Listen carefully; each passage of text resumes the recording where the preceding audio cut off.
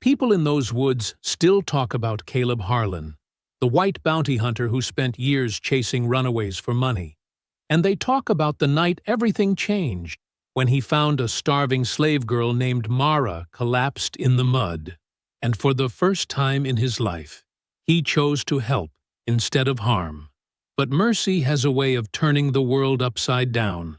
Because at sunrise, Caleb opened his door and saw 200 armed freedmen surrounding his cabin, ready to kill the man they thought had stolen the child.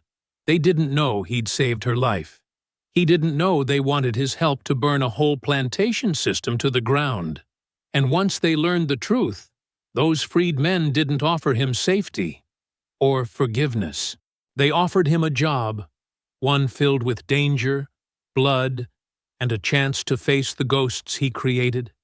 This is the story of a man hunted by the very people he once hunted, and the night they forced him to choose what kind of monster he was willing to be. Before we go any further, comment where in the world you are watching from and make sure to subscribe, because tomorrow's story is one you don't want to miss. The rain came down in sheets, cold and relentless, turning the Mississippi woods into a maze of mud and darkness. Caleb Harlan trudged through it, boots squelching with every step, his coat heavy with water. His hat did nothing to keep the rain off his face. He wiped his eyes and kept walking.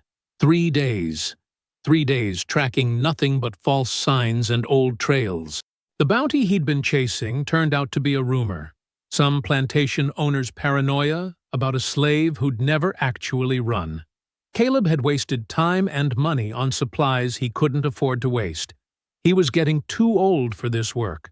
The thought came unbidden, settling in his chest like a stone.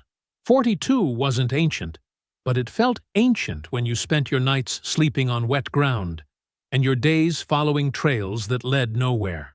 His knees ached. His shoulder, the one he'd dislocated years ago falling from his horse, throbbed in the damp air.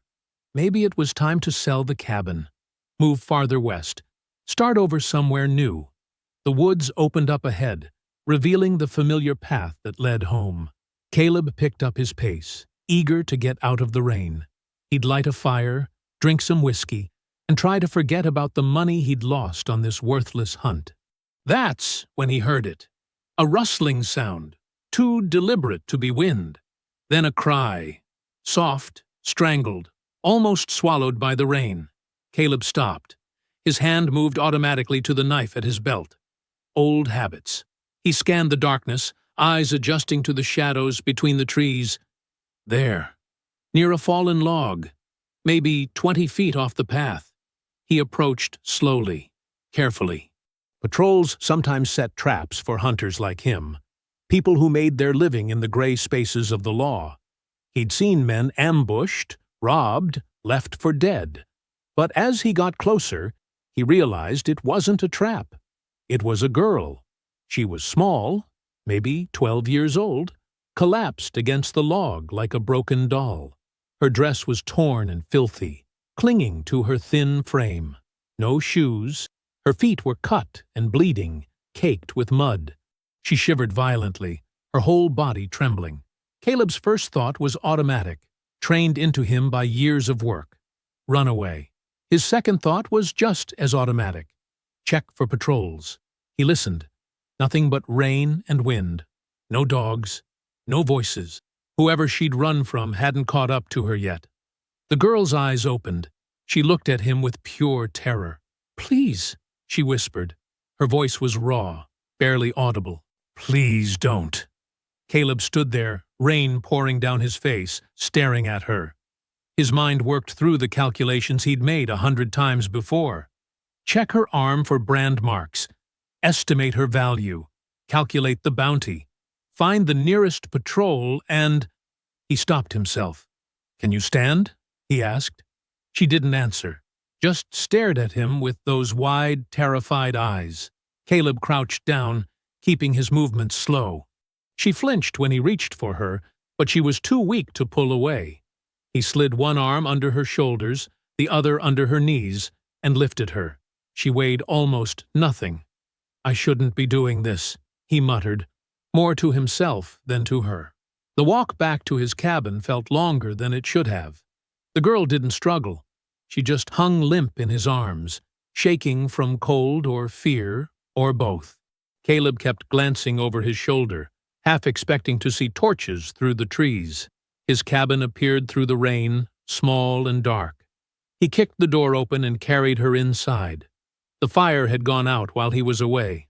Caleb laid the girl on the floor near the hearth and started rebuilding it, his hands working quickly. The kindling caught. Flames spread. Heat began to fill the small room. He grabbed a blanket from his bed and wrapped it around her shoulders. Then he fetched water from the bucket by the door and a piece of bread from the shelf. Not much, but it was all he had ready. "Here," he said, kneeling beside her. "Drink this." Her hands shook so badly she could barely hold the cup. Water spilled down her chin. Caleb steadied her hands with his own, helping her drink. When she'd finished, he broke off a piece of bread and held it out. She took it but didn't eat, just clutched it in her fist, like it might disappear. "Eat," Caleb said. "You need to eat." She took a tiny bite, then another.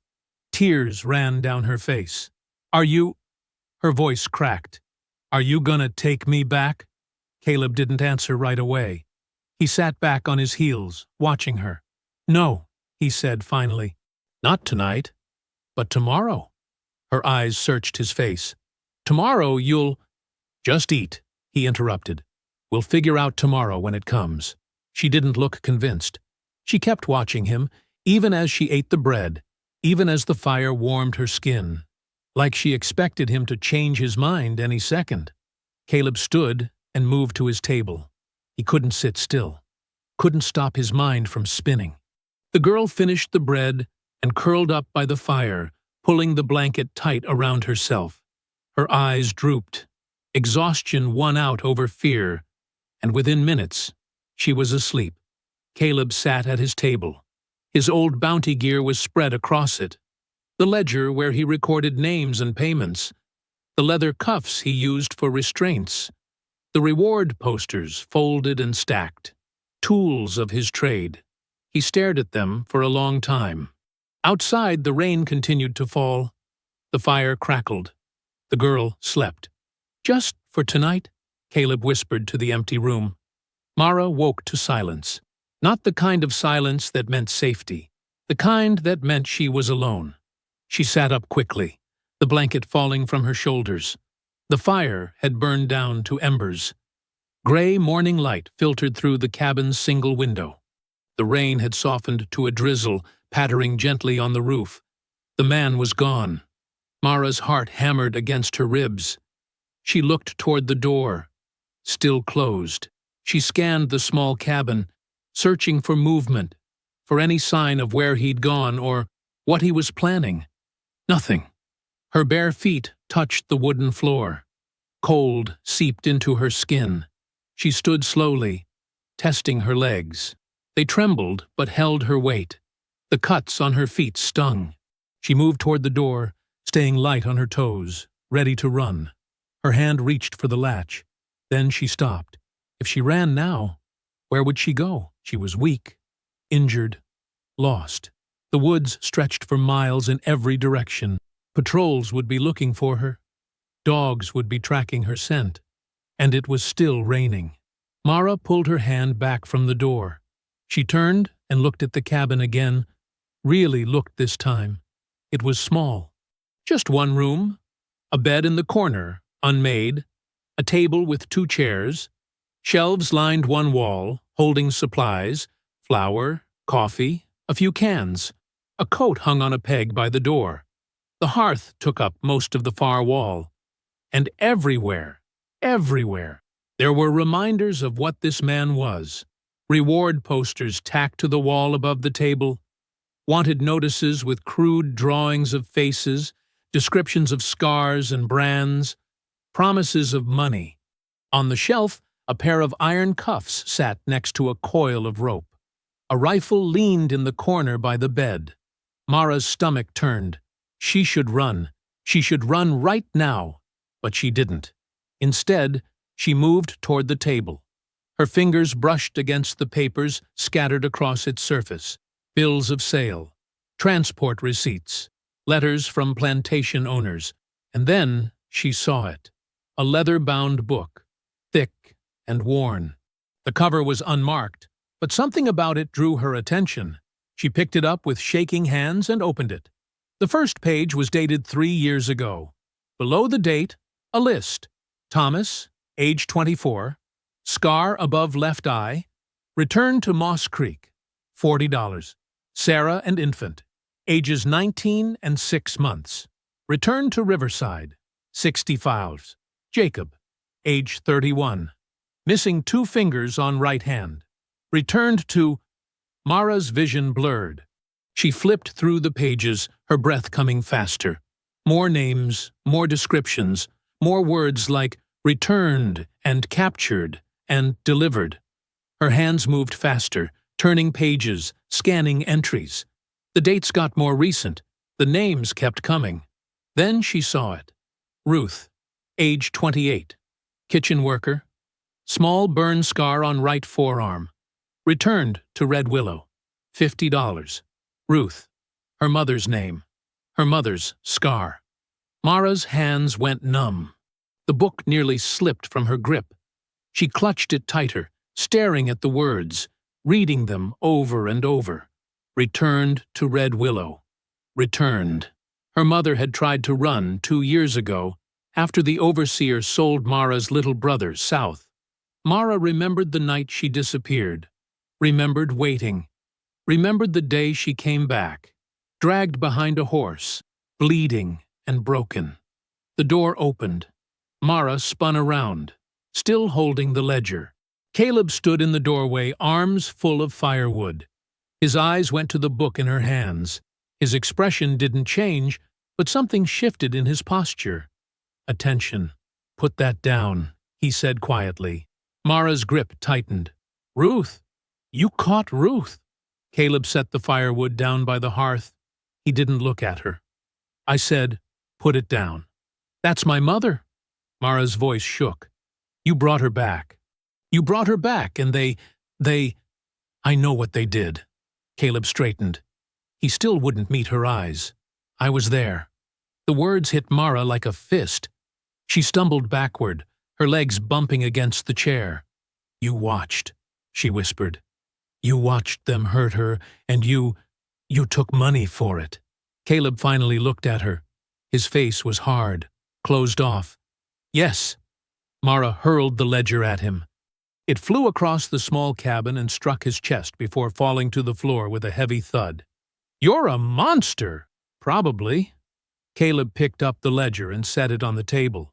But I'm not that man anymore. I quit months ago. You're lying. Mara edged toward the door. You're gonna take me back. You're gonna… If I was going to take you back, I would have done it last night. Caleb's voice was flat, matter of fact. Would have saved myself the trouble of feeding you. Mara's hand found the door latch. Then why help me? Why bring me here? Caleb was silent for a long moment. He stared at the ledger on the table. I don't know, he said finally. That's not an answer. It's the only one I have. He moved to the hearth and started rebuilding the fire. His movements were methodical, practiced. There's a church in town. They run a safe house. Help people get north. I'll take you there at dawn tomorrow. Mara didn't move from the door. You're lying. I'm not. How do I know? How do I know you won't just… Her voice broke. Caleb turned to face her. The fire was catching now, casting flickering light across his weathered face. You don't. You'll have to trust me. I can't trust you. Look at what you did. Look at all those names. I know what I did. Something cracked in his voice, just for a second. I know exactly what I did. Every single name in that book, every face, every… He stopped, looked away. I can't undo it, but I can get you somewhere safe. Mara's hand stayed on the latch. Her whole body was ready to bolt. Why should I believe you? Because if you run now, you'll die out there. Caleb's words were brutal in their honesty. You're weak. You're hurt. You don't know the area. The patrols are looking for you. You won't make it a mile." Mara's throat tightened. She hated him. Hated that he was right. "If I take you to the church, they'll hide you, feed you, get you strong enough to travel north." Caleb added wood to the fire. "That's your best chance." "You promise?" The words came out small, childlike. "You promise you won't hand me over?" Caleb met her eyes. "I promise." Mara didn't trust him, couldn't trust him, but she also knew she had no other choice. Slowly, she released the door latch. Caleb nodded once. He reached for the shelf and pulled down what was left of the bread, along with some dried meat. He set it on the table.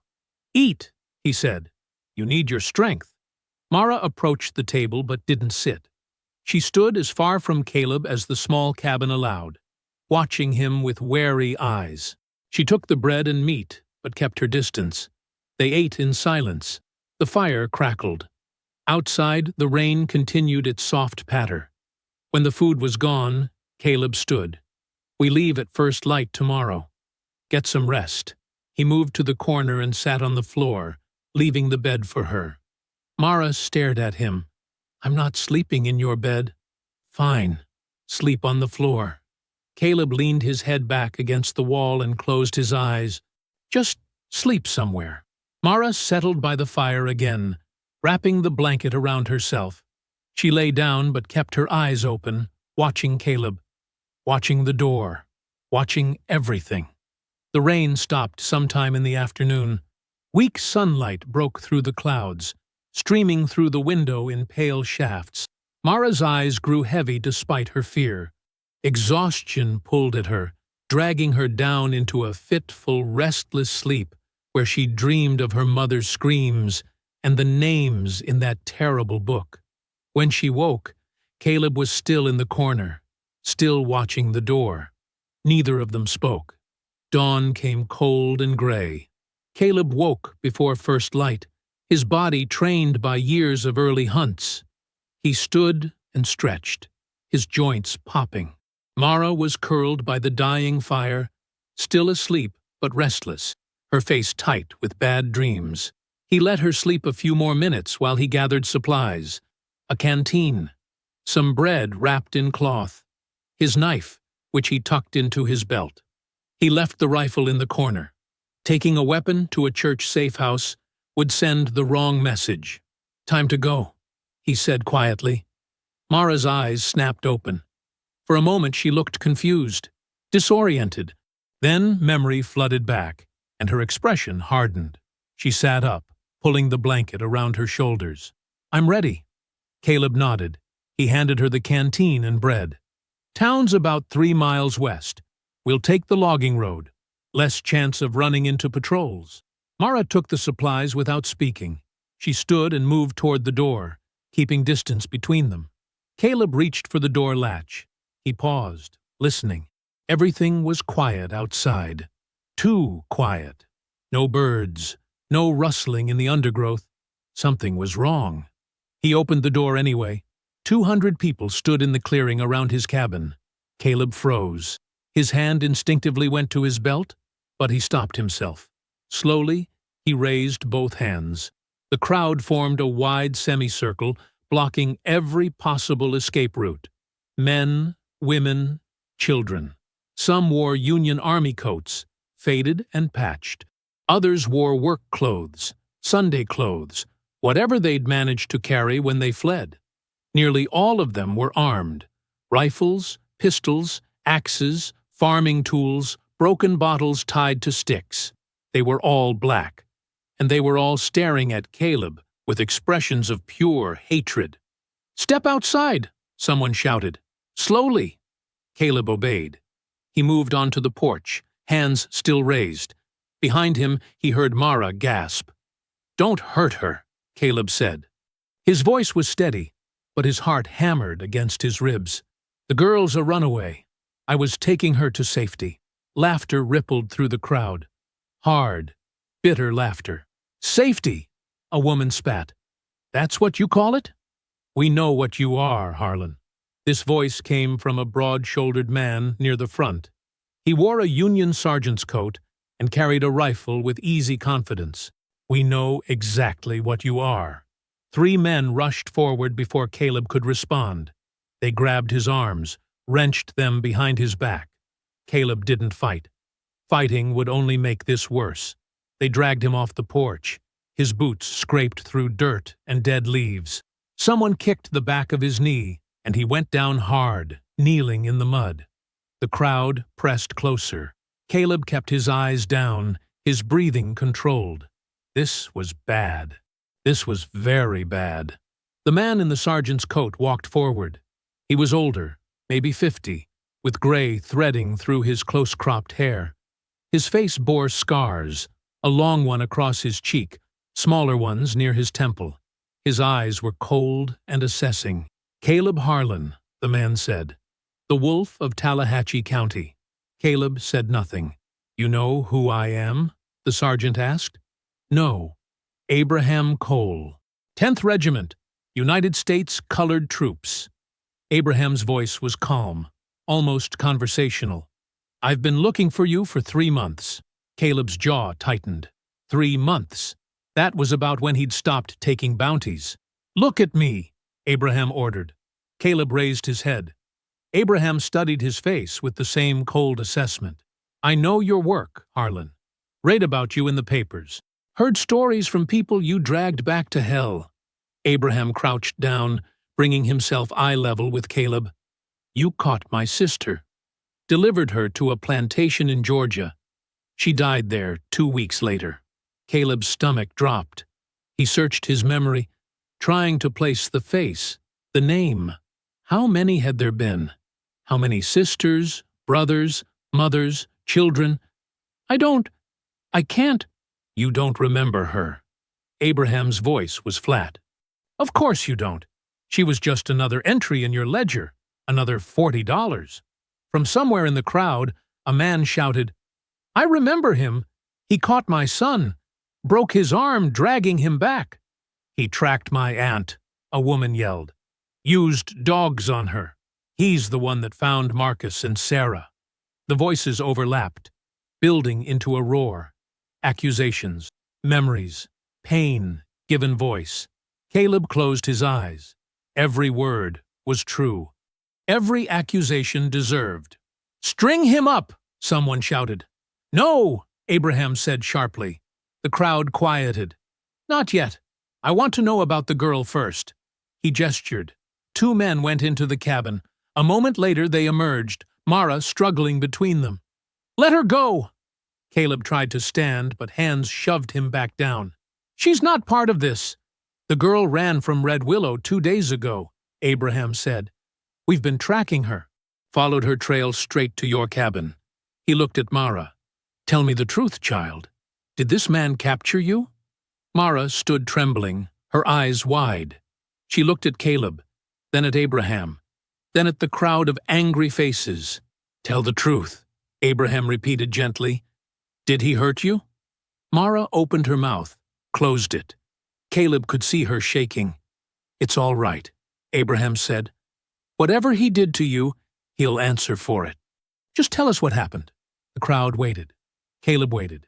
The whole clearing seemed to hold its breath. Mara's voice cracked. She swallowed hard and tried again. "He helped me." Silence. "What?" Abraham leaned forward. "He found me in the woods. I was dying. Cold and starving and—" Mara's words came faster now, tumbling over each other. "He brought me to his cabin, gave me food, gave me water and warmth, and he was taking me to safety, to a church.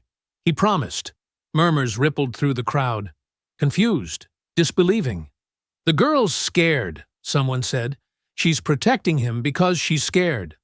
"I'm not!" Mara's voice rose. "I know what he is. I found his book. I saw my mother's name in it. He caught her. He brought her back, and they—" Her voice broke completely. "I know what he did, but he helped me anyway. He saved me." Abraham studied her face for a long moment. Then he looked at Caleb. "That true, Harlan?" Caleb met his eyes. "Yes. Why?" "I don't know. Not good enough." Abraham stood. He addressed the crowd. This man's ledger shows 53 successful captures, 53 people dragged back to slavery, 53 lives destroyed for money. He paused. But last night he saved one. Why? No one had an answer. The crowd shifted, uncertain. Abraham turned back to Caleb. We came here to kill you, Harlan. Execute you for your crimes. But now I'm wondering if maybe you're worth more alive. Caleb's mouth went dry. What do you mean? Red Willow Plantation. You know it? Yes. You've hunted runaways from there before. You know the layout, the patrols, the guard rotations, the weak points. Abraham's eyes narrowed.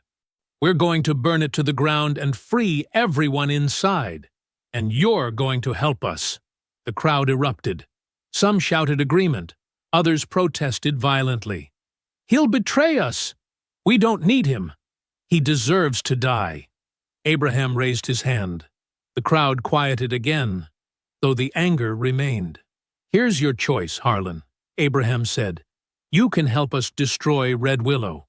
Use everything you know, every dirty trick, every piece of intelligence, to free those people. Or, he gestured to the crowd, we give you the justice you deserve right here and now. Caleb looked at the faces around him, faces full of rage and grief and righteous fury. He thought about his ledger, about all those names, all that suffering. He thought about Mara, standing there shaking, defending a man who'd helped destroy her family. If I help you, Caleb said slowly, what happens after? We'll see. Abraham's expression didn't change. Depends on how useful you are, and whether you survive. It wasn't mercy. It wasn't forgiveness. It was a transaction, a chance to balance the smallest fraction of his debt. All right, Caleb said. I'll do it. Abraham nodded. Bind his hands. Blindfold him. Take him to camp. Rough hands pulled Caleb to his feet. Someone tied his wrists behind his back with rope that bit into his skin. A cloth went over his eyes, plunging everything into darkness. They started walking. Caleb stumbled at first, guided by hands on his shoulders. He heard footsteps all around him, the whole group moving together through the forest. Somewhere behind him, he heard Mara's voice. Where are you taking him? To our camp, Abraham replied. You'll come too. We'll need your testimony about Red Willow. I'm not sure. You're safe now, child. No one here will hurt you. More footsteps. Mara walking behind him now, her presence a small point of uncertainty in the darkness.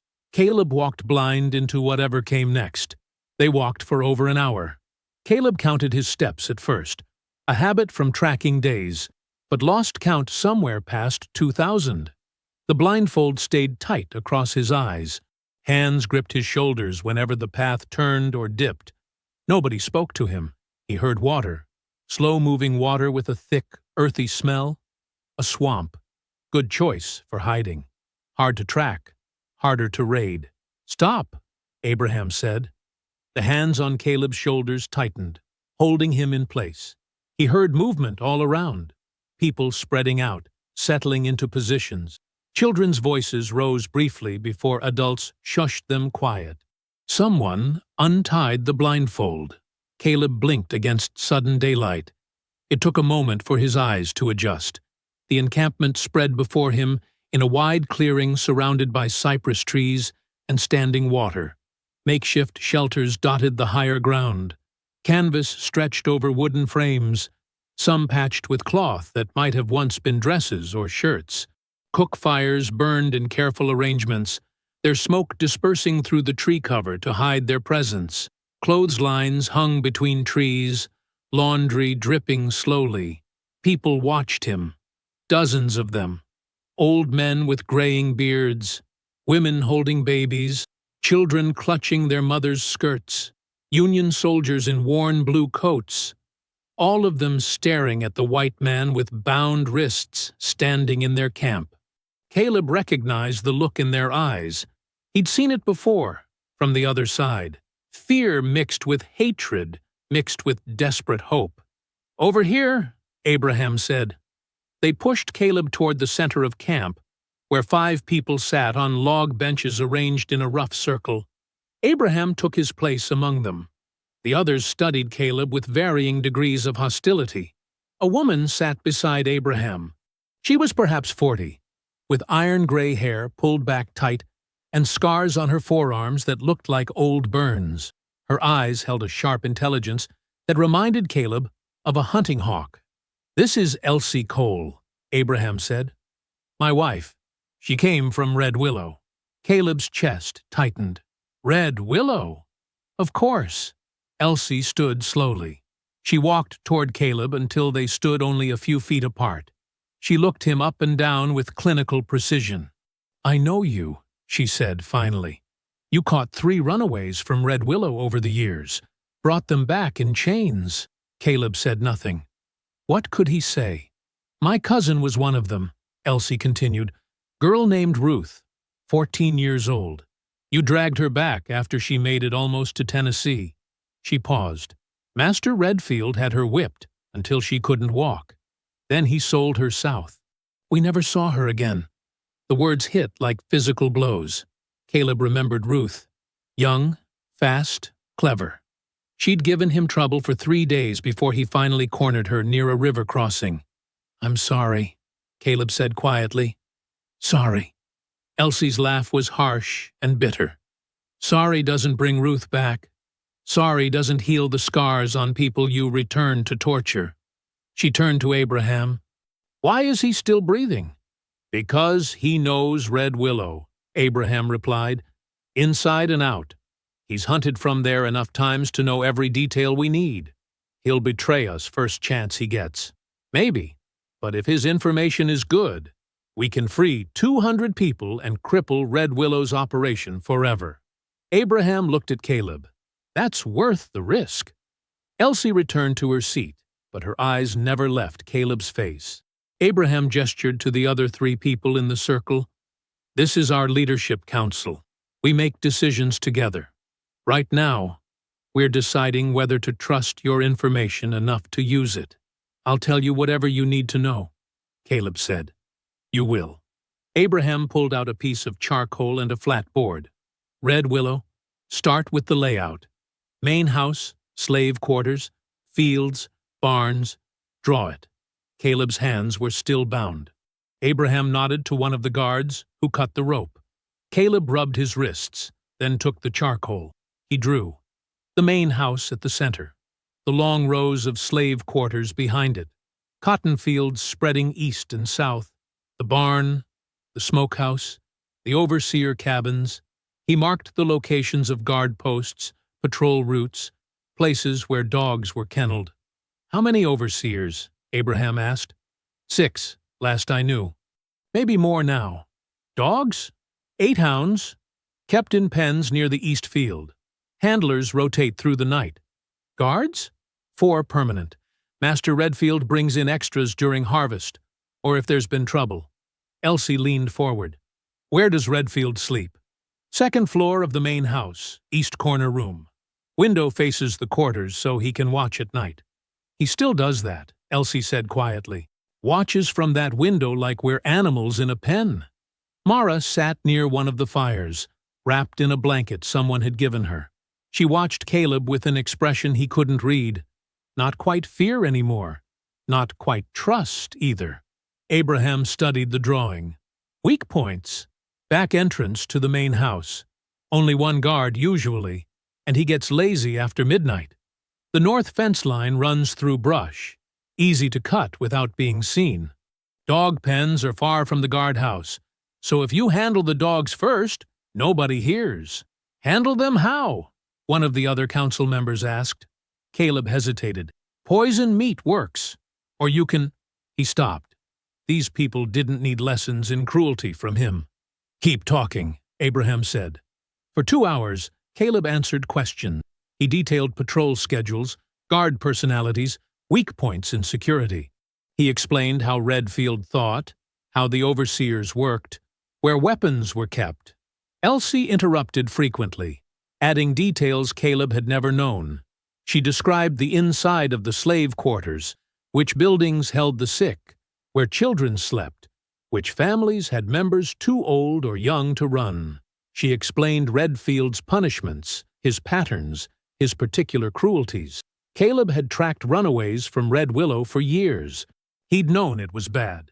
But hearing Elsie speak, hearing the specifics of daily degradation and systematic brutality, made his stomach turn.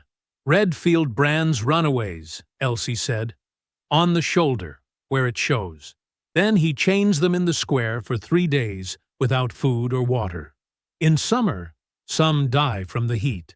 Caleb remembered finding branded runners. He'd thought nothing of it at the time. Just marks to help identify repeat offenders. You saw those brands, Elsie said, reading his face. You knew what they meant. Yes. And you brought people back anyway. Yes.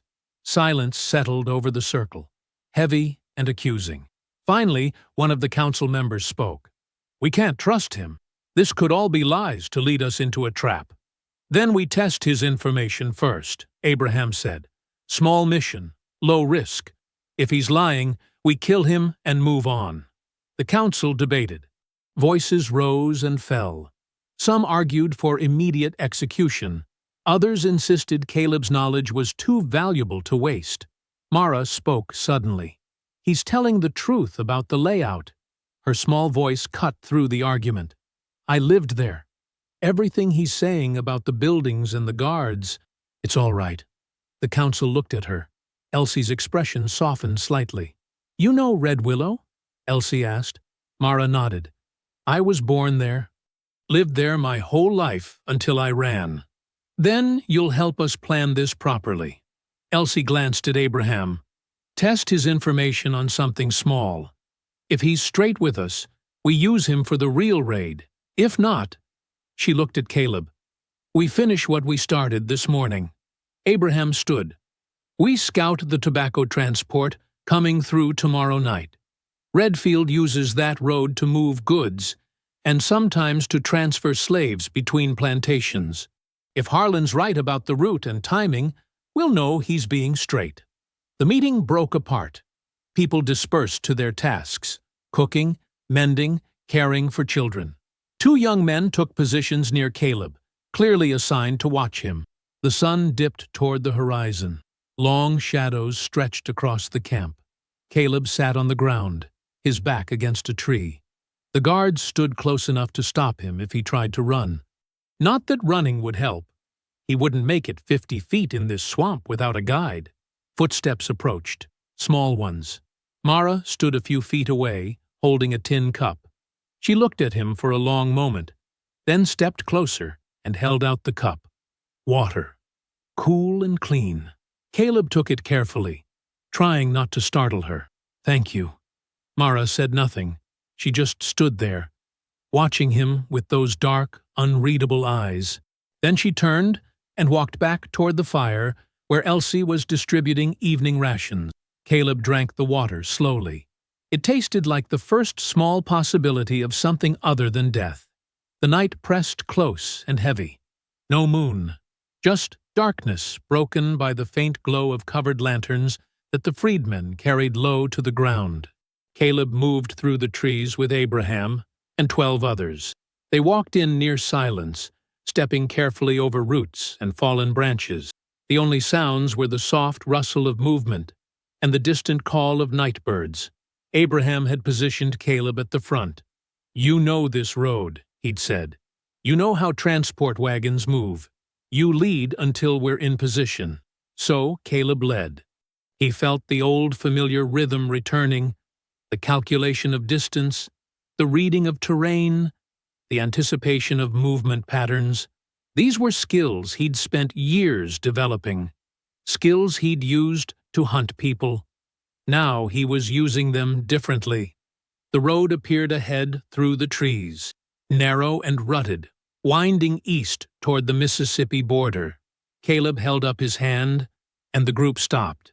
This is the spot, he whispered. Road narrows here between the hills. Wagon will have to slow down. Trees give cover on both sides. Abraham studied the location. How long before they arrive? Transport usually passes between midnight and 1. Redfield times them to avoid main roads during daylight. How many guards? 3 on a standard transport. Driver and 2 armed men on horseback. Abraham gestured to his people. They spread out silently, taking positions in the trees on both sides of the road. Some carried rifles. Others held makeshift weapons, axes, long knives, heavy branches. A man named Jacob positioned himself near a large oak, a rope coiled in his hands. 2 women named Sarah and Hannah took spots with clear sightlines to the road. A younger man, barely 20, crouched behind brush with a rifle that looked older than he was. Caleb noticed Mara among them. She'd followed despite orders to stay at camp. Now she crouched behind a fallen log, small and determined, gripping a knife someone had given her. Abraham saw Caleb's look. She insisted. Said she needed to see Red Willow people freed. He paused. Said she needed to see you weren't playing us false. They waited. Minutes stretched into an hour. The forest settled into its nighttime rhythms, insects chirping, small animals rustling through undergrowth, wind moving through high branches.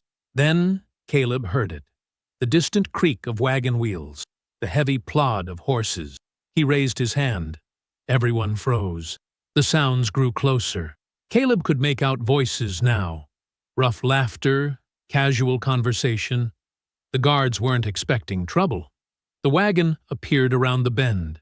A single lantern hung from the driver's seat, casting weak yellow light.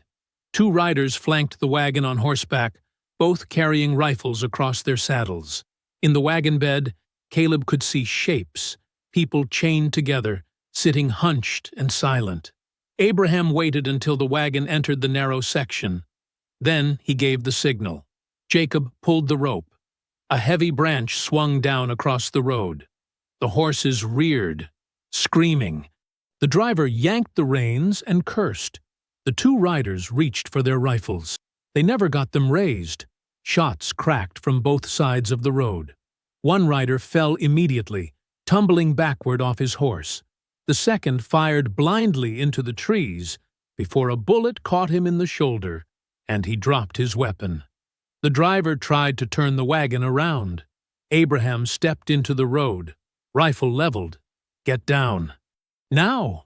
The driver looked at him, looked at the rifles pointing from the darkness. He raised his hands and climbed down slowly. More of the freedmen emerged from cover, surrounding the wagon. Sarah and Hannah kept their weapons trained on the guards, while others moved toward the wagon bed. That's when everything went wrong. The wounded rider, still alive, still conscious, pulled a pistol from his belt and fired. The shot hit one of the chained captives in the chest. A woman. She made a small sound and fell sideways.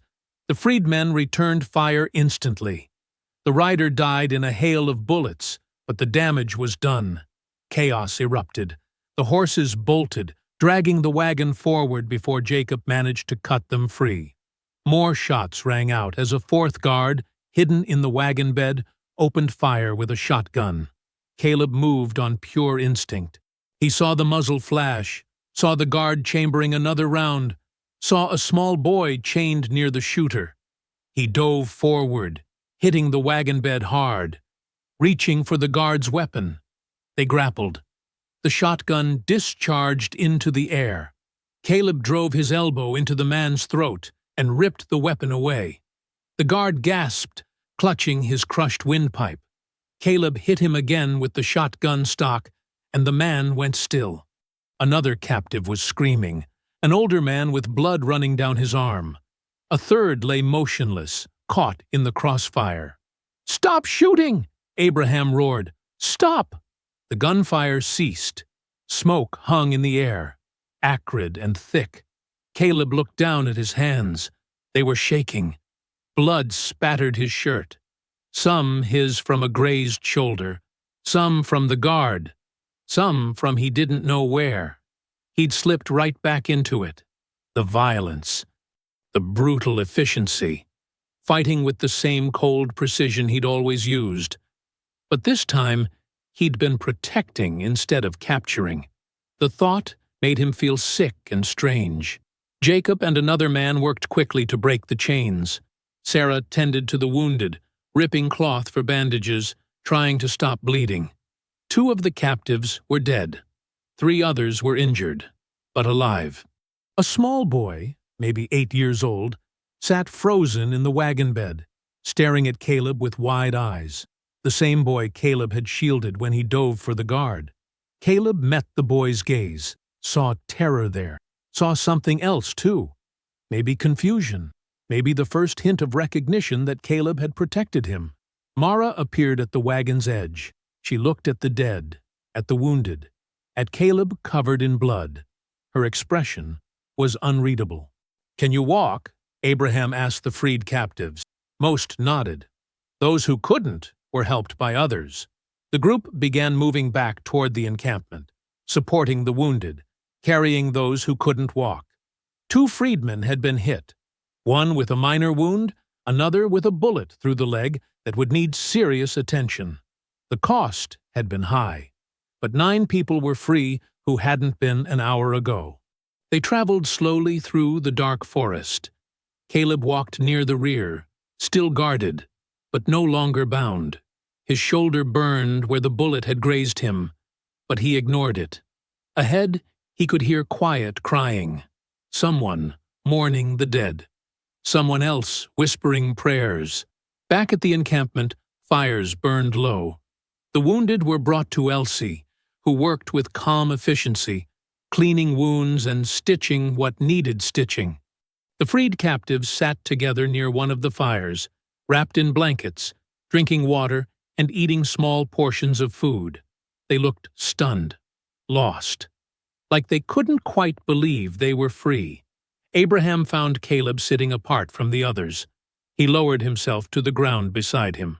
"Your information was accurate," Abraham said quietly. Caleb nodded. "You fought hard tonight. Old habits. Maybe. Or maybe something different." Abraham was silent for a moment. "You saved that boy." "Didn't have to. Could have let the guard shoot and stayed safe." Caleb didn't answer. He didn't know what to say. "We're planning the Red Willow raid," Abraham continued. "Full assault. We'll need everything you know. Every detail, every weakness, every pattern. I'll tell you. I know." Abraham stood. "Get some rest." "We start planning at dawn." Caleb watched him walk away. Around the camp, people moved quietly, tending fires, checking on children, preparing for sleep. For the first time since they'd captured him, nobody stood directly over Caleb with a weapon drawn. They watched him, yes, but from a distance now.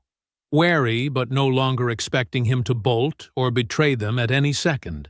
A dangerous ally. That's what he was now. He lay down on the ground, using his coat as a pillow. His shoulder throbbed.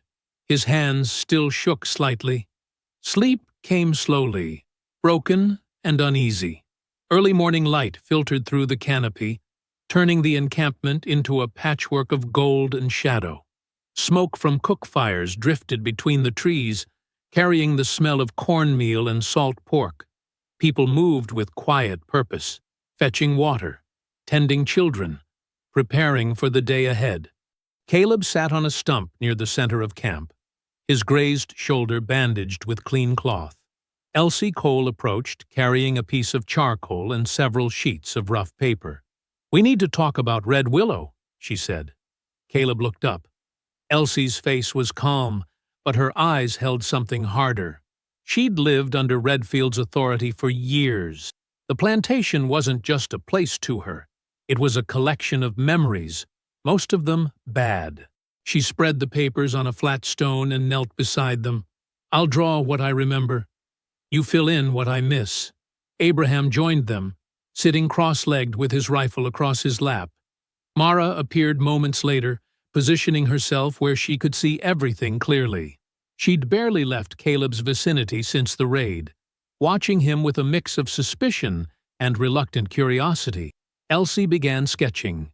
Her hand moved quickly, charcoal lines forming the rough outline of the plantation's main house, the quarters, the barns. Main house faces east, she said. Overseer's cabin is here, north side. Dogs kenneled behind it. Caleb leaned forward. How many dogs? 6 when I left. Redfield keeps them mean.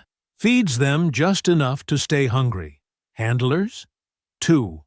Wallace and a man called Cutter.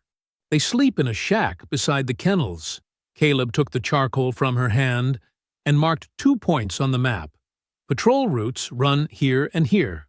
Dogs cover the south fields after dark.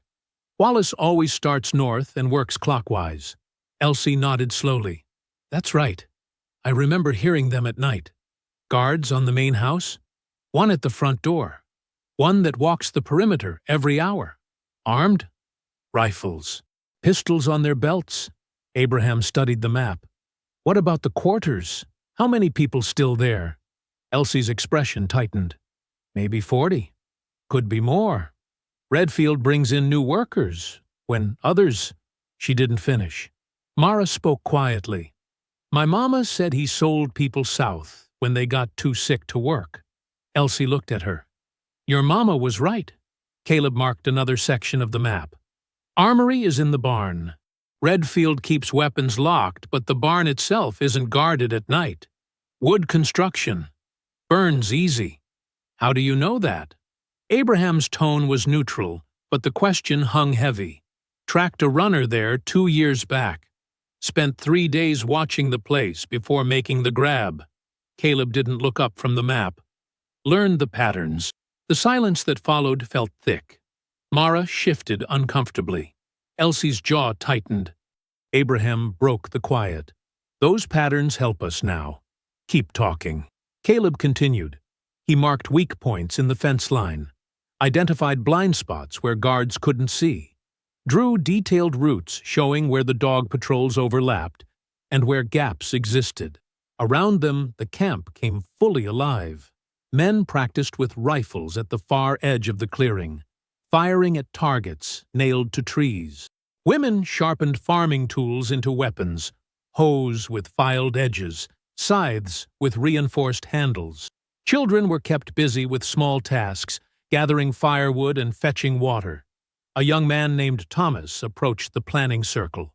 He'd fought in the transport raid, moving with military precision despite carrying an ancient flintlock rifle. Abraham, Thomas said, we're running low on powder. Got maybe 20 good shots between all of us. Then we make 20 shots count, Abraham replied. Most of the work will be close and quiet anyway. Thomas nodded and returned to the practice area. Elsie added more details to the map. She knew which floorboards in the main house creaked, where Redfield kept his cash box, which doors stuck, and which opened silently.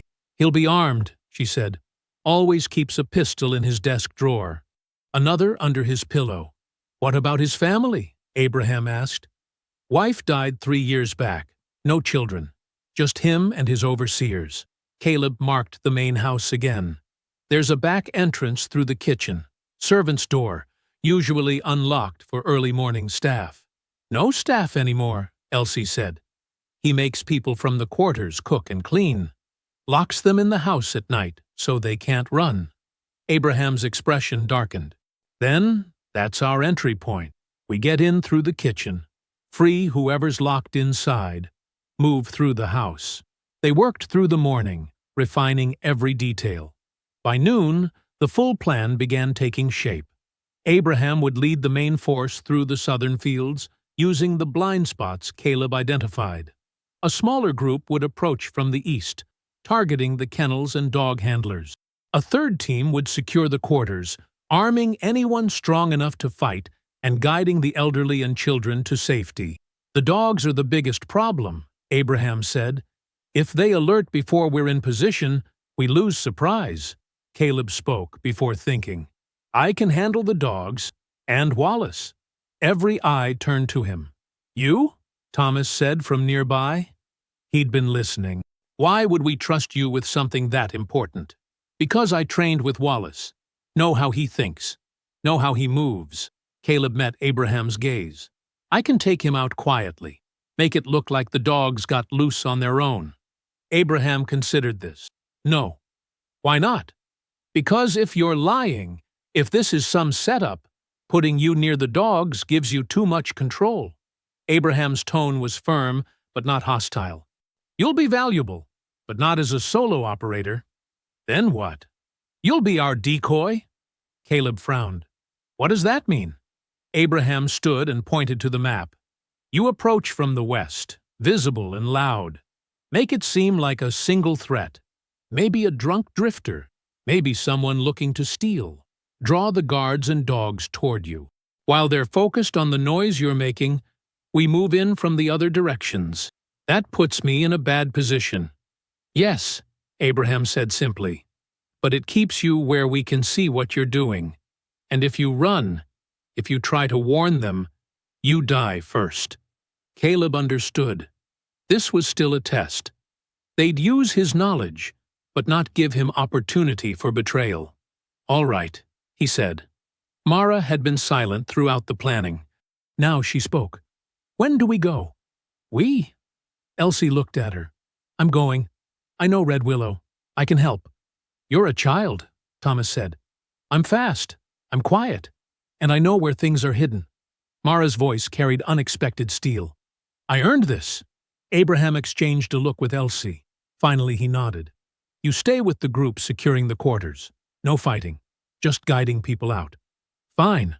By afternoon, the plan was finalized. Every person had a role. Every contingency had been considered. The freedmen gathered for an early dinner. Pots of beans and cornbread were passed around. People ate sitting on logs, on the ground, standing in small groups. Caleb received a bowl and sat at the edge of the circle. Not quite part of the gathering, but no longer completely separate. He ate slowly, listening to the conversations around him. A woman named Ruth talked about her sister, still trapped at a plantation further south. A man called Moses described the farm he planned to start once they reached free territory. Children played nearby, their laughter strange and bright against the weight of what was coming. Mara sat closer to Caleb than before, though still maintaining careful distance. She ate her food quickly, hungrily, like someone who'd learned not to waste opportunity. You really think this will work? She asked quietly. Yes. Why? Because they know the place, because they're organized, because they have more reason to fight than Redfield's people have reason to defend. She considered that. What happens after? After what? After Red Willow. Where do you go? Caleb had no answer. He hadn't thought that far ahead. His old life, the cabin, the hunting, the isolation, felt impossible to return to. But he didn't know what came next. I don't know, he admitted. Mara nodded like she understood. The sun set slowly, painting the sky orange and red. People began preparing for sleep. Fires were banked low. Children were settled into makeshift beds. Caleb lay down in the same spot as the night before, using his coat as a thin barrier against the ground. His shoulder still hurt, but the pain had dulled to a steady ache. Around him, the camp grew quiet. Whispered conversations, soft sounds of people settling, the forest's nighttime chorus beginning. He stared up through the tree branches at the darkening sky, thinking about what waited at Red Willow, thinking about the violence coming, thinking about whether any amount of good could balance what he'd done. A shadow moved nearby. Mara approached silently, carrying something. She stopped beside him and dropped a folded blanket onto his chest without a word. Caleb looked up at her. Her face was unreadable in the dim light. Thanks, he said. She shrugged. Gets cold at night. Then she turned and walked back to where Elsie waited near one of the fires. Caleb unfolded the blanket and pulled it over himself. It smelled like wood smoke and soap. He closed his eyes, but sleep wouldn't come yet. Somewhere in the distance, he heard a sound, low and rumbling, not thunder. Horses, multiple riders approaching through the forest. Caleb sat up, instantly alert. Around the camp, others heard it too. People rose quickly, reaching for weapons, moving into defensive positions. The sound of hoofbeats grew steadily closer. The hoofbeats shattered the night's quiet. Abraham was on his feet instantly, rifle in hand. Around the camp, people scrambled from sleep into chaos. Mothers grabbed children. Men seized weapons. The organized calm dissolved into frantic movement. "Positions!" Abraham shouted. "Get to your positions!" But there wasn't time. The riders burst through the tree line from the north, torches blazing. 6 men on horseback, all armed, charging straight into the heart of the encampment. Gunfire erupted. The first shot tore through a tent, missing a woman by inches. She screamed and dove sideways, pulling her daughter down with her. More shots followed, rapid and wild, the posse firing blindly into the camp. Caleb rolled behind a fallen log as bullets chewed into the earth around him. His heart hammered. His hands moved automatically to his waist, reaching for weapons that weren't there. They'd taken everything when they captured him. A rider thundered past, torch held high. The flames touched a canvas tent, and it went up immediately, orange fire climbing fast. People inside stumbled out coughing, eyes streaming. "Fall back!" Abraham's voice cut through the noise. "Get the children to the swamp." The freedmen returned fire now, more organized, more deliberate. Thomas dropped to one knee and aimed his ancient flintlock at a rider. The shot boomed, and the man jerked backward in his saddle but didn't fall. The horse reared and spun. Caleb saw movement to his left. One of the posse members had dismounted and was advancing on foot through the smoke and confusion.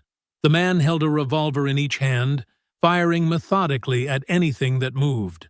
A small boy stood frozen near a burning tent, too terrified to run. Caleb didn't think. He launched himself from behind the log, crossing the open ground in 4 long strides. He hit the gunman from the side like a battering ram, driving his shoulder into the man's ribs. They went down hard together, rolling through dirt and ash. The man was younger than Caleb expected, maybe 25, with a thin beard and wide, angry eyes. He swung one of the revolvers toward Caleb's face. Caleb caught his wrist and slammed it against the ground. Once, twice, 3 times until the fingers opened and the gun fell free. The man threw a wild punch that connected with Caleb's jaw, snapping his head sideways. Stars burst across Caleb's vision. He tasted blood. The young gunman twisted, trying to bring his second revolver into play. Caleb grabbed a fist-sized rock from the ground and brought it down on the man's temple. The impact made a sick, wet sound. The gunman went limp. Caleb shoved the unconscious body aside and grabbed both revolvers. His hands remembered the weight, the balance. He checked the cylinders by touch. 4 shots left in one, 5 in the other. The small boy still stood frozen. Caleb ran to him, scooped him up with one arm, and carried him toward the swamp where families were fleeing. The boy's mother emerged from the smoke, reaching desperately. Caleb handed him over, and she vanished into the darkness between the trees. More gunfire. Another tent caught fire. The encampment was being destroyed. Through the smoke and confusion, Caleb saw the leader of the posse. A big man on a gray horse, sitting tall in the saddle, directing his men with sharp hand signals. The torchlight caught his face. Caleb's blood turned cold. Deputy Rawls, his former partner. The man he'd ridden with for 3 years. The man who'd taught him half of what he knew about tracking and hunting. Rawls spotted him at the same moment. Their eyes locked across the burning camp. "Harlan!" Rawls's voice was a roar of pure fury. "You goddamn traitor!" He spurred his horse forward, drawing a long-barreled rifle from its saddle holster. Caleb raised the stolen revolvers, but Rawls was already moving. The horse crashed through the camp's center, scattering people, trampling supplies. Rawls fired as he rode. The rifle shot went wide, but close enough that Caleb felt the air pressure change near his ear. Abraham stepped into Rawls's path, his own rifle leveled. Rawls yanked the reins hard. His horse wheeled sideways, and he fired again. Abraham dove behind a supply crate. The bullet punched through canvas and wood, missing by inches. "You're harboring fugitives," Rawls shouted. "You're all dead." But even as he yelled, his eyes scanned the camp, taking in details. How many people? What weapons they had? The military precision of their defensive movements. He was gathering intelligence. Rawls fired one more shot, purely for show, then pulled his horse around. "Fall back!" he ordered his men. "Fall back now!" The posse retreated as quickly as they'd attacked. The riders galloped back into the forest, torches still burning, leaving 3 tents ablaze and the camp in shambles. Thomas took aim at the fleeing shapes, but Abraham knocked his rifle barrel down. "Let them go," Abraham said. "We can't waste ammunition on shadows." The sounds of hoofbeats faded north and east, toward Red Willow. The camp erupted into action. People formed bucket lines, passing water from the creek to douse the burning tents. The wounded were gathered and treated. Children cried. Adults shouted questions and orders. Caleb stood in the center of it all, still holding the revolvers, breathing hard. Elsie appeared through the smoke. Her face was streaked with soot, and her expression was ice cold. "That was Rawls, your partner. Used to be. He found us because of you. I didn't. He tracked you here." Her voice rose. "You led him straight to us." More freedmen gathered, anger building in their faces. A woman whose tent had burned glared at Caleb with open hatred. Thomas gripped his rifle like he wanted to use it. "I didn't know he was following," Caleb said. "I didn't lead him anywhere." "Doesn't matter," someone shouted. "He's here because of you." Abraham pushed through the crowd. Everyone quiet. The noise dimmed, but didn't stop completely. People still muttered, still pointed at Caleb. Abraham looked at the burning remains of the tents, at the wounded being bandaged, at the supplies scattered and trampled. "How long until Rawls reaches Red Willow?" he asked Caleb. "Hour. Maybe less if he rides hard. And what will he do?" "Tell Redfield everything. Warn him. Bring back reinforcements." Abraham's jaw tightened. "Then we've lost our advantage." "We could scatter," Elsie said quietly. "Disappear into the swamp. Find another way." But Abraham shook his head. "If we run now, Redfield locks down, makes Red Willow a fortress. We lose any chance of freeing those people. So, what do you want to do?" Abraham stared at the eastern horizon, where the first gray hints of dawn were appearing. "We attack today, before Rawls returns with help." Silence fell over the gathered crowd. "We're not ready," Thomas protested. "We need more time." "We're out of time." Abraham's voice carried absolute certainty. "We move now, or we lose everything." He turned to Caleb. "You said you could be bait. Draw their attention." "Yes. Then that's what you'll do. You ride in from the west, visible and loud. Make them think you're the threat. Make Redfield focus everything on you. And while they're watching me, we come from every other direction." Abraham looked around at his people. "This isn't the plan we wanted, but it's the plan we have." The freedmen began nodding slowly. Fear showed in their faces, but also determination. They'd come too far to turn back. Elsie stepped close to Abraham. They spoke in low voices for a moment. Then she nodded and moved to help organize the camp.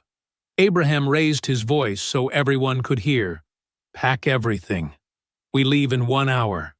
Anyone too young or too old to fight stays hidden in the deep swamp with guards. Everyone else marches on Red Willow."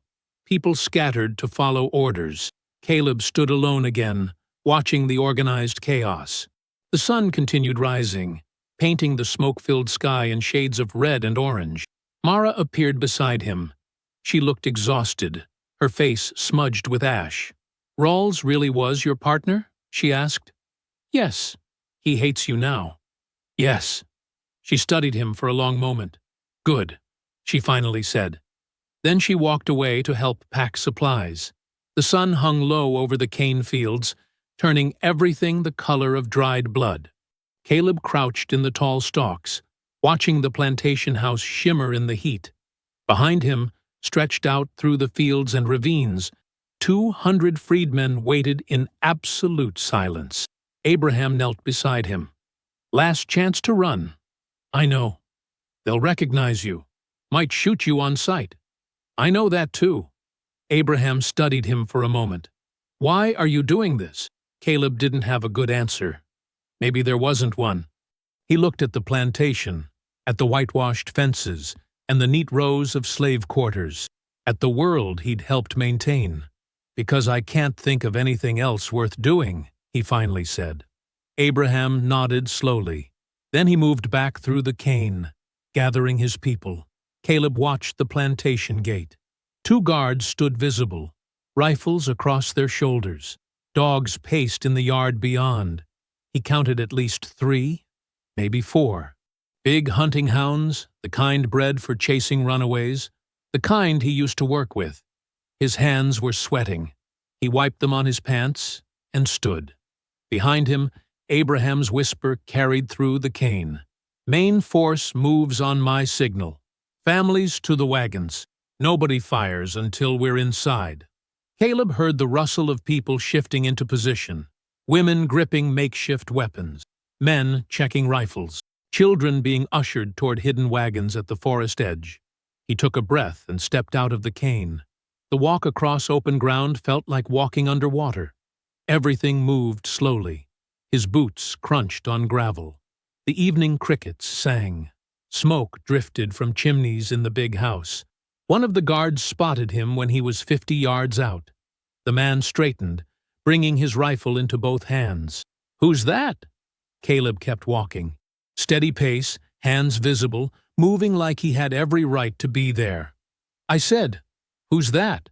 "Caleb Harlan," he called back. "I'm here about a bounty lead." The guards exchanged glances. The second one, younger with a patchy beard, squinted at him. "Harlan? Thought you quit." "Changed my mind. Deputy Rawls was just here an hour ago. Said you turned traitor. Said you're running with runaways now." Caleb reached the gate and stopped, close enough to see the suspicion in their faces. "Rawls is a liar and a drunk. I've been tracking a group north of here. Got information Redfield needs to hear." The older guard spat tobacco juice. "Rawls seemed pretty sure." "Rawls tracked me to a camp. Saw some faces. Jumped to conclusions. That's why I'm here now, to set things straight." The dogs in the yard started barking. Deep, aggressive sounds. They could smell something wrong on him. Fear, maybe. Or the smoke from the freedman's camp still clinging to his clothes. The young guard raised his rifle higher. "Stay where you are. I need to see Redfield. He don't want to see you. Rawls told him everything. We got orders to shoot you if you show up." The older guard unlatched the gate but kept his rifle level. "Turn around and walk away, Harlan. Do it now, while you still can." The dogs snarled and lunged against their chains. 3 of them, all focused on Caleb with bared teeth and raised hackles. Caleb's mind raced. This wasn't working. They weren't going to let him in. He needed the dogs loose. Needed chaos. He reached into his pocket. Both guards tensed. "Hands out!" Caleb pulled out a small cloth bundle. Inside was raw meat, rabbit he'd carried from the encampment. He threw it hard, over the gate, into the yard. The meat hit the ground, and the dogs went wild. They tore at their chains, barking and howling. One of them jerked so hard its collar snapped. The freed dog bolted toward the meat. "God damn it!" The young guard turned toward the dog. "Get control of them!" Caleb whistled. A sharp, 2-note pattern he'd used 100 times before. Commands he'd taught to overseers and dog handlers across 3 counties. The loose dog stopped. Its head snapped toward Caleb, confused. He whistled again. Different pattern. Circle wide. Search pattern. The dog's training kicked in. It turned and loped toward the fields, nose to the ground, hunting. What the hell? The older guard stared at Caleb. "How did you—" Caleb threw more meat, this time toward the eastern fence line, away from where Abraham's forces waited. "Those dogs are trained wrong. I've been telling Redfield for 2 years. The other 2 dogs broke their chains now, following their pack mate. All 3 ran toward the eastern fields, baying and howling. Men emerged from the overseer's building, shouting questions. Someone rang a bell. More dogs were released from the kennels, 5, 6, 7 of them pouring into the yard. Caleb kept whistling, kept throwing commands. Spread out. Wide search. East quadrant. The dogs scattered in wrong directions, chasing phantom scents, responding to signals their handlers didn't understand. "Stop that!" The young guard pointed his rifle at Caleb's chest. "Stop whistling!" An overseer on horseback galloped into the yard. "What's happening?" "It's Harlan. He's doing something to the dogs." "Shoot him!" The young guard's finger tightened on the trigger. From the cane fields came a sound like distant thunder. Not guns. Feet. 200 people moving at once. The freedmen burst from cover on 3 sides. They came from the north fields, the western ravine, the southern tree line. A wave of running figures, some armed with rifles, others with tools and clubs and bare hands. The guards at the gate spun toward the new threat. The young one fired wildly into the crowd. Someone screamed. Caleb grabbed the gate and shoved. It swung open, iron hinges shrieking. He ran into the yard. Behind him, Abraham's voice rose above the chaos. "To the quarters! Free them all!" Gunfire erupted. Horses screamed. Men shouted orders that nobody followed. Caleb saw the first group of freedmen reach the slave quarters. They tore open doors, broke chains, pulled people out into the fading light. Some of the enslaved people stood frozen in shock. Others grabbed weapons immediately and joined the attack. A storage barn exploded into flames. Someone had thrown torches through the windows. The fire spread fast, catching on cotton bales and dry wood. The overseer on horseback wheeled toward Caleb, drawing a pistol. Caleb dove behind a water trough. The bullet punched through wood, spraying splinters. He rolled to his feet and ran toward the big house. More freedmen poured through the gate now. The plantation was being overrun from every direction. An overseer stepped into his path, swinging a club. Caleb ducked under it and drove his shoulder into the man's stomach. They hit the ground together. Caleb grabbed the club as it fell and brought it down hard on the overseer's hand. Bones cracked. The man howled. Caleb stood, breathing hard, the club heavy in his grip. All around him, the plantation burned. People ran in every direction. The organized world of Red Willow was collapsing into screaming chaos. Elsie appeared through the smoke, leading a group of women and children toward the wagons. She saw Caleb and nodded once. Acknowledgement, not approval. Then kept moving. Thomas fired his flintlock at a fleeing overseer. The shot missed, but the man stumbled and fell anyway, tackled by 3 formerly enslaved workers who'd armed themselves with farming tools. Another building caught fire. Flames climbed into the darkening sky. Caleb moved toward the big house. Its windows glowed with lamplight. Figures moved inside, shadows against curtains. Abraham emerged from the quarters, Mara beside him. Both carried rifles now. Abraham's face was set with grim determination. "The main house," Abraham said. "Redfield's inside." They moved forward together through the firelight and chaos. The big house loomed ahead, white columns stark against the red sky, its door still closed, still holding out against the night. The study door crashed open. Elsie Cole stepped inside, rifle in both hands, her face illuminated by the lamp on Redfield's desk. Master Jonah Redfield sat in his leather chair behind the desk, perfectly still. A glass of whiskey stood at his elbow. Papers were spread before him. Deeds, bills of sale, ledgers filled with careful handwriting. He looked up at Elsie with an expression of weary annoyance. "Elsie," he said quietly. "This is quite unnecessary." She advanced into the room. Behind her, 3 more freedmen entered, all armed. One was Thomas, bleeding from a cut above his eye. Another was a woman Elsie recognized from the fields, Sarah, who'd worked the cotton rows for 30 years. "Stand up," Elsie said.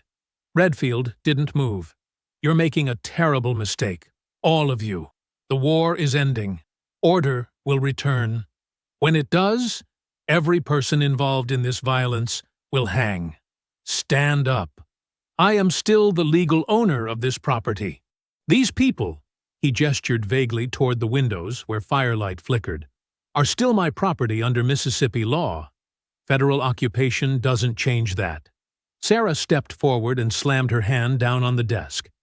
"We ain't your property. Not anymore. Not ever again." Redfield looked at her with something like pity. "Sarah, you've worked here since you were a child. I've clothed you, fed you, kept you safe. And this is how you repay—" "Safe?" Sarah's voice cracked. "You call what happened to my daughter safe? You call watching my son sold away safe? Those were business necessities." "Business," Sarah spat the word. "You bought and sold people like livestock and called it business." Redfield finally stood. He straightened his vest and picked up his whiskey glass. He took a slow sip, maintaining the performance of calm authority. "If you kill me, you prove everything the South says about you. Savages, animals, incapable of civilization." Elsie's finger tightened on the trigger. "We ain't killing you. That would be too quick. Then what do you want?" "Justice." Redfield set down his glass. "There is no justice in mob violence. There was no justice in what you did for 20 years. I operated within the law. The law was wrong." Redfield smiled slightly. "The law is what civilized people agree upon. Without it, we have chaos. Look outside. That's what you've created. Chaos and destruction." Thomas moved around the desk. "Come on! Get moving. I will not be manhandled by—" Thomas grabbed Redfield's arm and yanked him forward. Redfield stumbled, catching himself against the desk. For the first time, his composure cracked. Fear flickered across his face. "You can't do this." "We already are," Elsie said. They pulled Redfield toward the door. He tried to dig his heels in, but Thomas was stronger. Sarah grabbed Redfield's other arm, and together they dragged him through the study, down the hallway, toward the front entrance. Redfield twisted in their grip. "I demand to speak with whoever is leading this.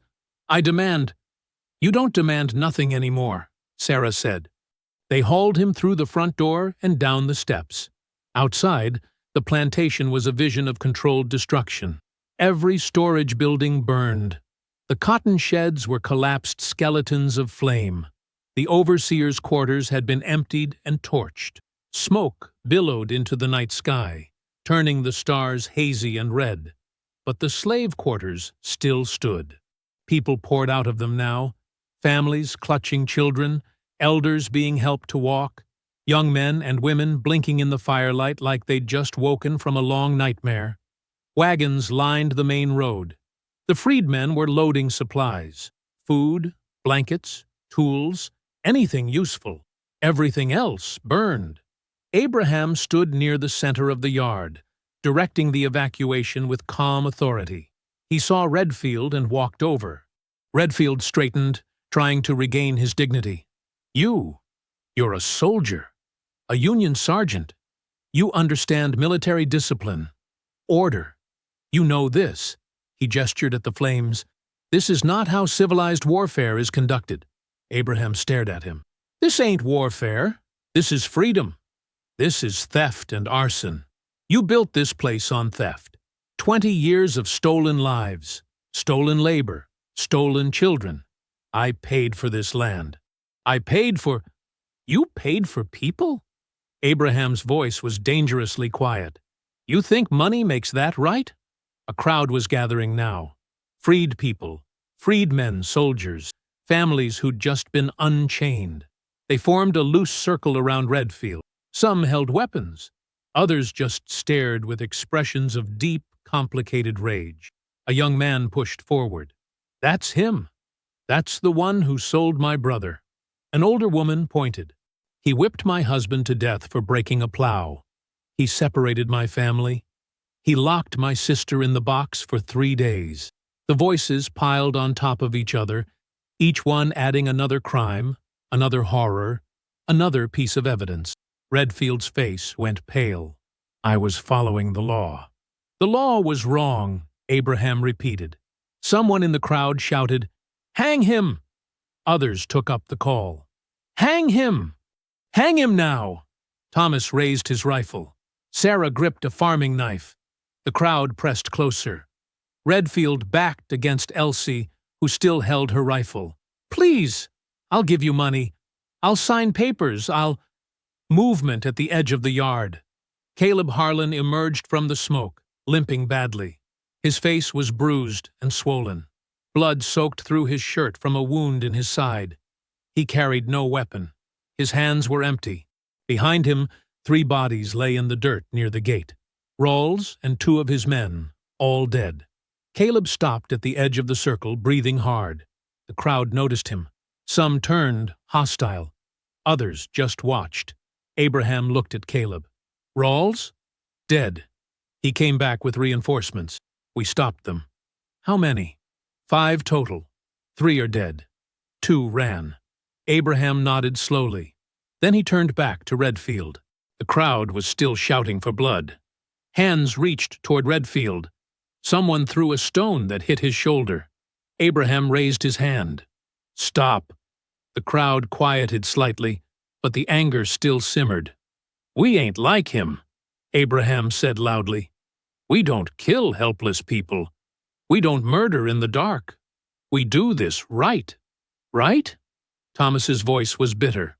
"What's right about letting him live? We take him to the Union garrison. We turn over his ledgers, his papers, all the proof of what he did. We let him face trial." "He won't hang," someone shouted. "White judges won't hang a white man for owning slaves." "Maybe not," Abraham said, "but we'll have the truth on record. His crimes written down, witnessed. That matters. It ain't enough.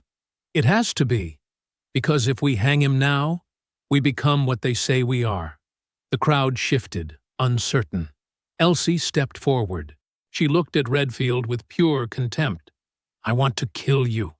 Every part of me wants to watch you die slow." Redfield said nothing, but Abraham's right. "You ain't worth our souls." She turned to the freedmen. "Chain him. Put him in one of his own wagons. We're taking him north with us." Men moved forward with rope. They bound Redfield's hands behind his back and shoved him toward a wagon. He stumbled, but didn't fall. The last cotton shed collapsed in a shower of sparks. Flames reached higher into the night. Abraham watched it burn for a long moment. Then he turned toward the road, where families were gathering, preparing to leave. Caleb stood alone near a water trough, watching the organized chaos. Blood dripped from his side. He swayed slightly, but stayed on his feet. Dawn was coming. The eastern sky was turning gray. The freedmen moved through the ruins, gathering the last survivors, checking buildings for anyone left behind. Children cried. Elders prayed. Young people stared at the burning plantation with expressions of shock and fierce joy. Abraham began walking toward the road, toward the forming caravan. He saw Caleb and changed direction. Abraham stopped a few feet from Caleb. The morning light was growing stronger now, turning the smoke pale gray. Caleb straightened, despite the pain in his side. He waited. "You did good work tonight," Abraham said quietly. Caleb said nothing. "Rawls would have killed a lot of people if you hadn't stopped him. I brought him here. He would have come anyway. Men like that don't need reasons." Caleb looked down at his bloodied hands. "I'm going to leave now. You don't need me anymore." Abraham studied him for a long moment. "Where are you planning to go?" "West. Maybe north. Somewhere nobody knows my name." "You think that'll work?" Probably not. The sound of wagons creaking filled the air. Families were climbing into carts. Children were being lifted up. The whole caravan was preparing to move. Abraham glanced back toward the road, then returned his attention to Caleb. Roads aren't safe right now. Patrols everywhere. Angry plantation owners looking for runaways.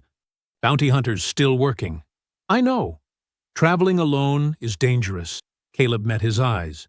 You saying I should stay with you? I'm saying if you feel like walking, fall in. You know how to watch a trail. It wasn't forgiveness. It wasn't friendship. It was something smaller and more practical.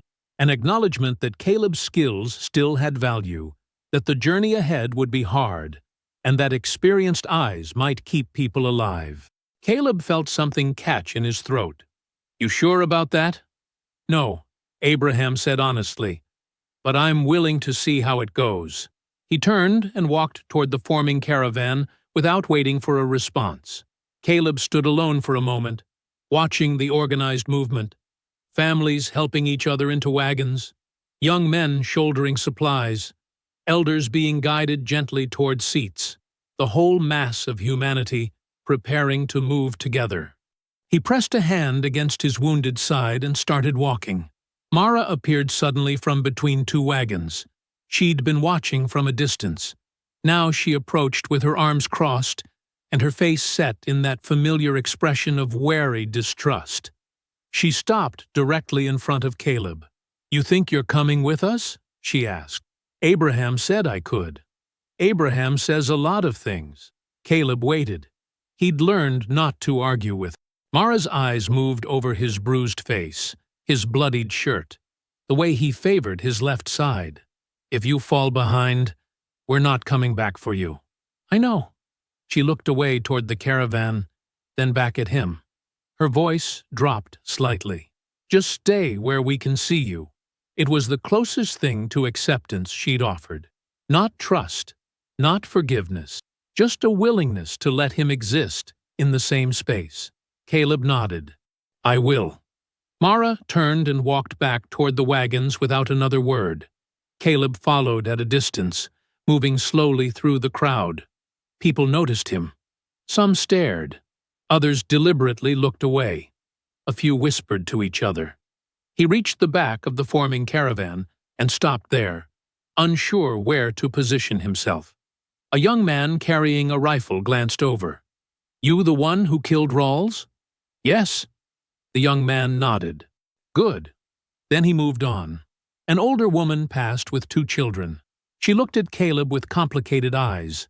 Recognition, resentment, and something that might have been reluctant acknowledgement. She didn't speak. Thomas appeared from the side, walking with Sarah. He saw Caleb and paused.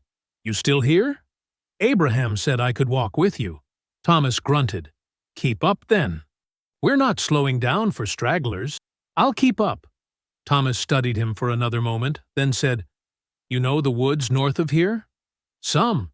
Good. We might need that. He turned to Sarah. Come on, let's get everyone moving.